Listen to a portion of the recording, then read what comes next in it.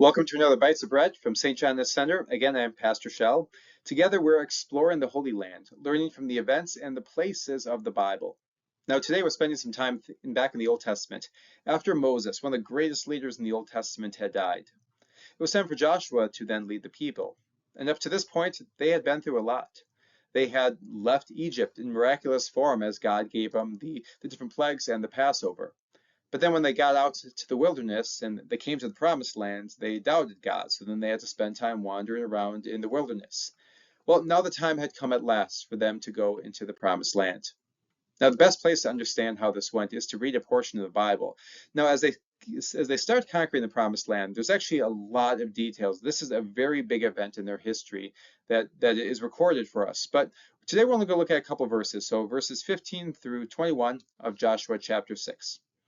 It says, Then on the seventh day, that's the Israelites, got up early at daybreak, and they marched around the city 7 times, following the directions they had been given. It was on the seventh day that they marched around the city 7 times.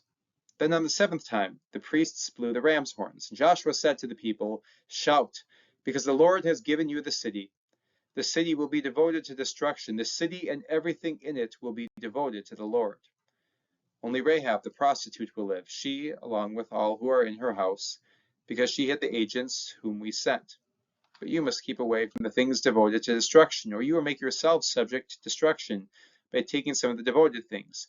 And you will make the camp of Israel subject to destruction and bring disaster upon it. But all the silver and gold and articles of bronze and iron are sacred to the Lord. They must go to the treasury of the Lord. So the people shouted, and the priests blew the ram's horns. When the people heard the sound of the ram's horns, they shouted with a loud war cry. Then the wall collapsed on itself, and the people went up into the city, one man after another. So they captured the city. Then they applied the degree of destruction by the edge of the sword to everything that was in the city, both men and women, young and old, and also the oxen, sheep, and donkeys. Here God miraculously gave Jericho into the hands of the Israelites. You have to wonder what it would be like to visit this place where this tremendous event took place. Would you find any evidence for it? What's interesting is if you were to visit this area, you would actually find evidence for this account in the Bible. So here is a picture of what was Jericho, and you can see there's that big, long kind of tan section there. Well, that would be the mount that people have said is Jericho, and that matches the time period and the location that we find in the Bible. What's also interesting is the size would put it at about 9 acres, which would be an area that the Israelites could have easily marched around, as it says in the scriptures. Now, it's hard to find pictures for some of these things, but if you look at what they found, there's what's called a burn layer, a layer of ash and debris, which indicated a major fire that had taken place.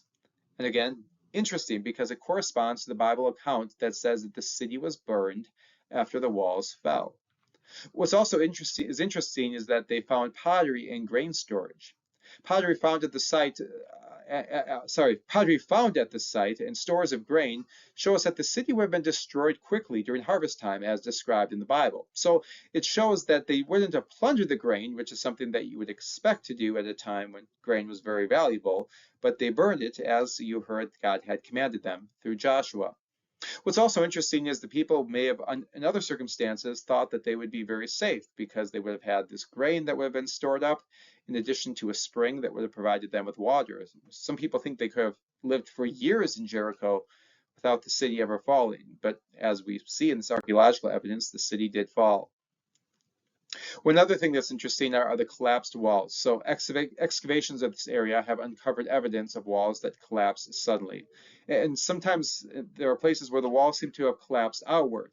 Now, some people say, well, that's just because it may have been an earthquake that fell, and that's very possible. It's entirely possible that God used an earthquake when this miracle took place. What God used isn't necessarily the point. What's interesting is that this didn't seem to be a standard conquest.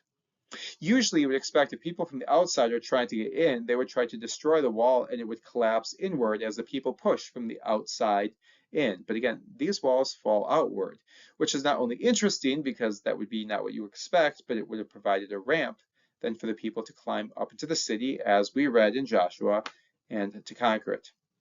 So again, it seems to agree with everything that's in the scriptures. One other thing that's interesting is that there is one portion where the walls didn't fall down.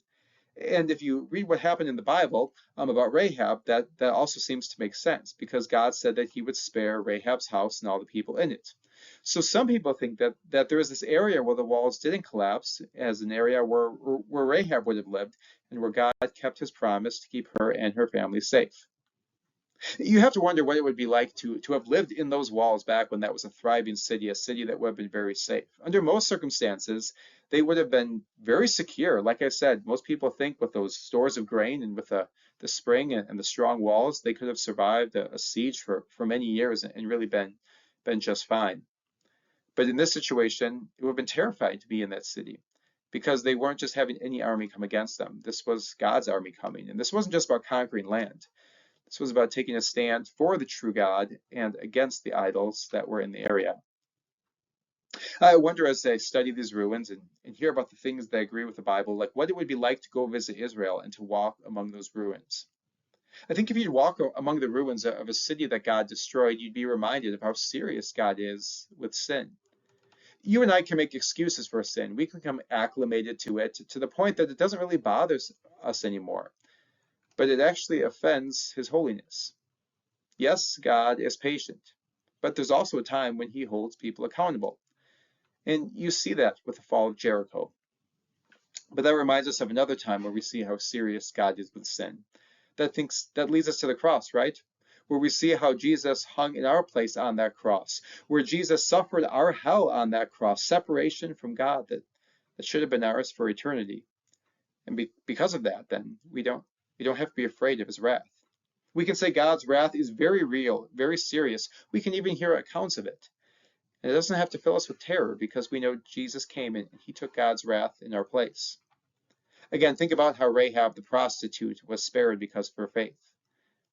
Rejoice that like her, you and I can also be spared because of God's grace. So God's wrath is mighty. There really is no doubt of that. And Jericho makes that clear. But don't forget that God's grace is just as strong, and that's just true. And that is why we always trust his grace, and that we find peace and a reason to be confident, even in the worst of times. Well, thanks for spending some time to learn a little bit more about Jericho with me, and God's blessings.